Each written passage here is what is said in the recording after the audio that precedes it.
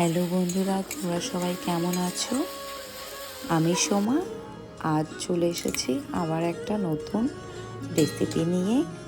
আজকে আমি বানাবো পালং শাকের চচ্চড়ি। তো পালং শাক খেতে কার কার ভালো লাগে কমেন্টে অবশ্যই জানাবে। আমার শাক সবজি খেতে সবসময় খুব ভালো লাগে। বাবার বাড়ি থেকে আসার সময় দাদা আমাকে কিছু সবজি দিয়েছিল, তার মধ্যে এই পালং শাকটিও ছিল। কিছু পালং শাক আমি বানিয়ে খেয়েছি, তো আজ ভাবলাম একটু অন্যরকমভাবে পালং শাক বানানো যাক। তাই আমি এখানে নিয়ে নিয়েছি আলু, তারপরে হলো মিষ্টি কুমড়া, বেগুন আর বড়ি। তো এই রকমভাবে বানালে শুনেছি খুব টেস্ট, শুনেছি কি মানে আমি খেয়েওছি এর আগে, কিন্তু আমি কখনো এইভাবে বানাইনি। তাই ভাবলাম আজ আমি পালং শাকের চচ্চড়ি বানাই। তো দেখতেই পারলে সব কিছু আমি কেটে নিয়েছি আর এখানে ধুয়েও নিয়েছি।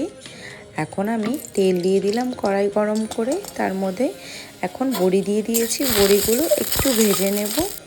এটা আছে মাছের বড়ি, মাছের ডালের বড়ি, আমাদের মেদিনীপুরের গ্রামের বাড়ির থেকে এসেছে।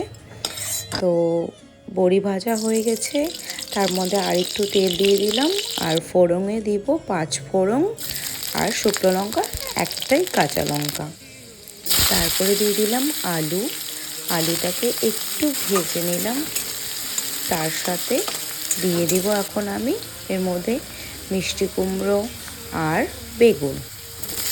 আগে একটা টাইম ছিল যখন আমার রান্না করতে একদমই ভালো লাগতো না, আর এখন রান্নাটাকে আমি এত ভালোবাসি যে সবসময় মনে হয় আমি নতুন নতুন কোনো রেসিপি নিজে থেকেই বানানোর চেষ্টা করি।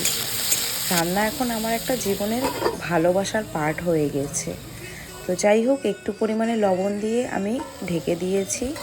তো আলুগুলো আর বেগুন সব একটু মোটামুটি ভাজা হয়ে আসলে তার মধ্যে আমি পালং শাকটা দিয়ে দিলাম।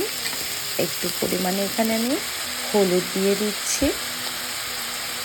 তারপরে নাড়াচাড়া করে আবারও আমি ঢেকে দেব।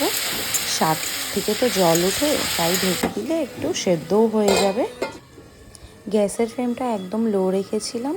তারপর 2 থেকে 3 মিনিট পর দেখছি শাকের যেই জলটা উঠেছিল সেটা শুকিয়ে গিয়েছে আর ভালোভাবে সেদ্ধ হয়ে গেছে।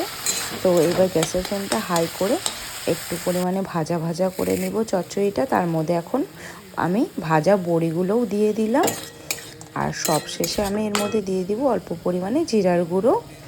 তারপরে আরেকটু নাড়াচাড়া করে তারপর রেডি পালং শাকের চচ্চড়ি।